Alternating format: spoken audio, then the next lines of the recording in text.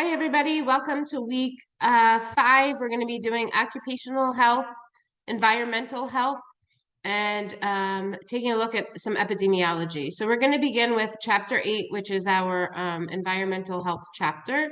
And we will start it as our slideshow. So we take a look at environmental health. We're going to look at how our environment influences human health and disease. So know that a healthy environment is essential for optimal health and healthcare. We often take the environment for granted and may fail to see the hazards in front of us.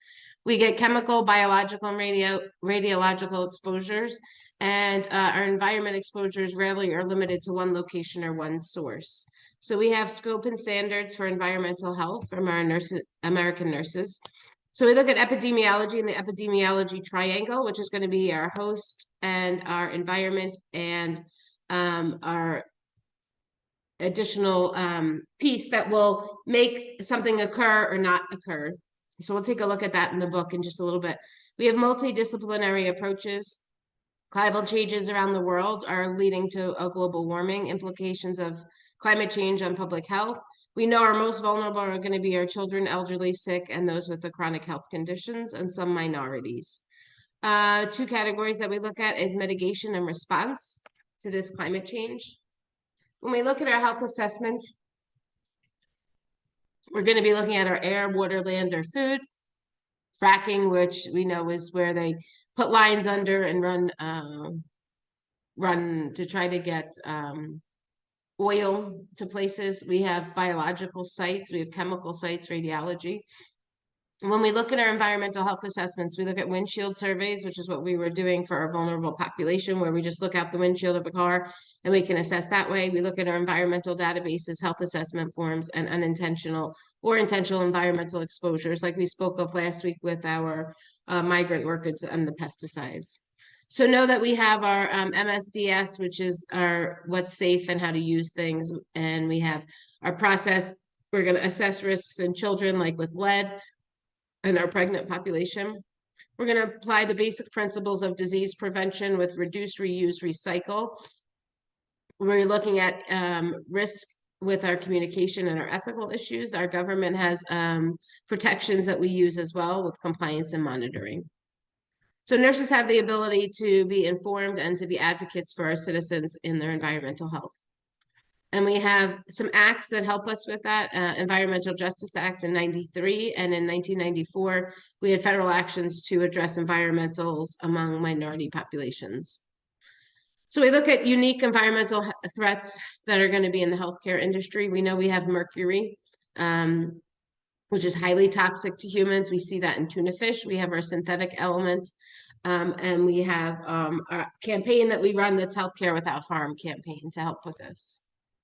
No single source of information about environmental health is available, nor is there one part. So we have to start at the beginning, and the epidemiological unit, toxicology unit of State Health Department, environmental health experts, and Association of Occupational and Environmental Clinics. We know our roles in environmental health are going to be assessment, referral, involvement, communication, investigating, and policy development. So that covers our environmental roles and what we will see with that. I'm going to stop sharing for a moment, and we're going to take a look at now chapter 10. We'll go over our epidemiological triangle at the end. So we look at 10. Chapter 10 is just introduction to epidemiology, and this is a big piece in community health. We know it's made major contributions to understanding the factors that contribute to health, the development of health promotion, detection of emerging agents, and evaluation of human services and policies. So we have two different types. We have descriptive and we have analytical. So with descriptive epidemiology, we're going to be looking at what is the disease, who's affected, where are they, and when do they occur. And then for analytical, we're going to say, how does it occur and why are some people more affected than others? So we look at origins and our causes with our analytical epidemiology. So no, epidemiology is a study of populations to monitor health, understand the determinants of health, instigate and investigate interventions. We have it going across the history. We've done stuff with epidemiology across the centuries. We've developed genetic techniques from this. We have public health preparedness for bioterrorism. Nurses look at health and at disease cause and how to prevent and treat illness. Nurses are involved in the surveillance and monitoring of disease trends in all places in the community, like homes, schools, workplaces, and clinics. We look at our measures of morbidity and mortality, and we look at why have things occurred, what's our measure of incidence, what's our prevalence, what's our incidence, what's our mortality rates. Infant mortality rate, remember, is an indicator of community health.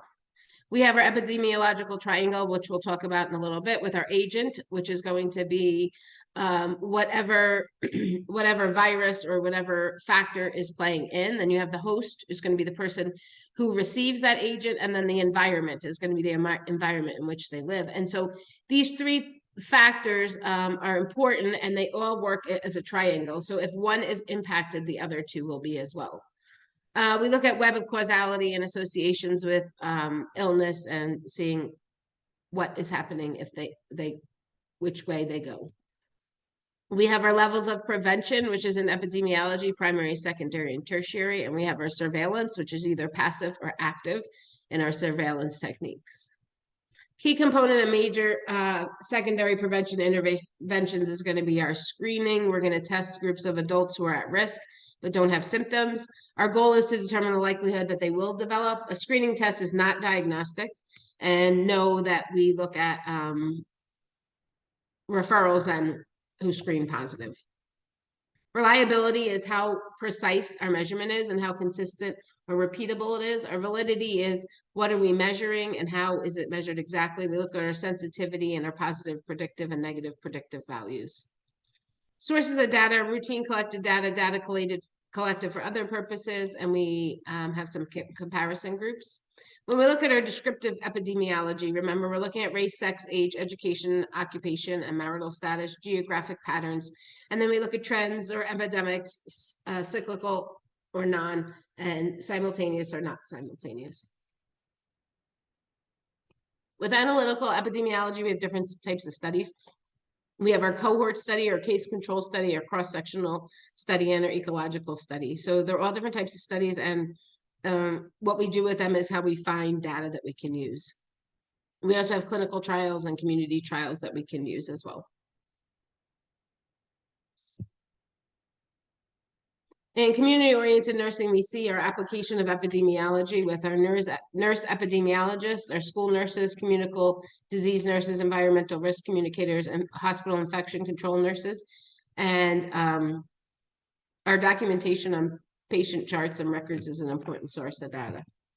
So that takes us to our epidemiological. What I would like you guys to know about is the different types of studies. So we're going to go over those in class to make sure that we're all on board for that. So our next chapter is going to be on chapter occupational health and nursing. So we all should be familiar with those because we've seen them in the hospital. Those are the ones who check if we get a needle stick or make sure we have our vaccines in order. So they're in occupational health, meaning they're in the U.S. workforce.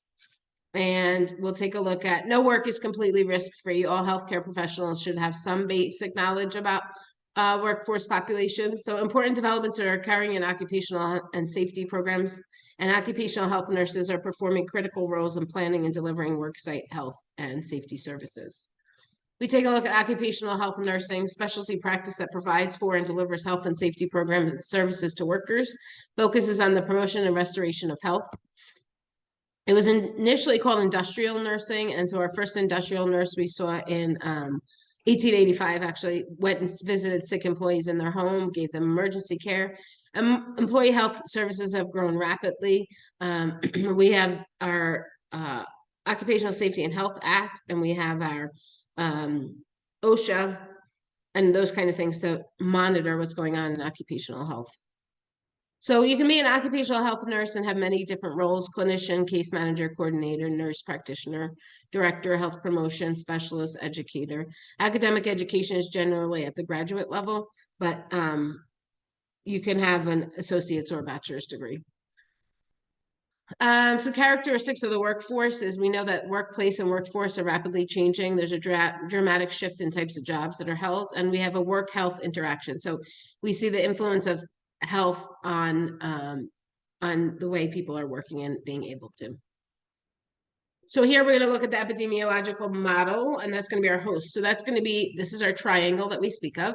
So our host is any susceptible human being, assuming that all employees are at risk of being exposed. Then we have our agent, which are factors associated with illness and injury, such things that are biological, chemical, mechanical, physical, psychosocial, or environmental mechanic agents. Then we have our environment, which includes all external conditions that influence the host and our agent. So we look at on-site occupational health and safety programs. They usually are a team approach. We look at services provided from those who focus on work-related health and safety problems on a wide scope of services. So we have worker assessment, where it's going to be like the history and physical, emphasizing exposure to occupational hazards, occupational health history, and we teach about workplace hazards and preventative measures. In Healthy People 2030, we do have some objectives that we look at: health education, health promotion, and protection strategies for the occupational illnesses and promoting safety. So we all are familiar with OSHA. So it's our federal agency that is works with improving work health and safety. We have our National Institute for Occupational Safe and Healthy, the branch of the U.S. Health Services that's responsible for investigating when something happens. We have our hazard communication standard, the right to know, that requires all manufacturing firms to inventory toxic agents. And then we have our Workers' Comp Act, which gives financial compensation to those who suffer in the workplace, and they will vary from state to state. We'll take a little bit of a look at disaster planning and management. We know that we have things in place so that if that happens, then we have actions that will be specific to our workplace. So those are our 3 chapters for this week. What I will tell you is that we're going to take a quick look at the epidemiological triangle out of your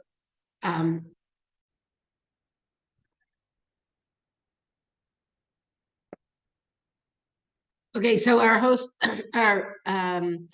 our virus and our agent, and then our environment. So we'll take a quick look at that in our textbook. And it's not.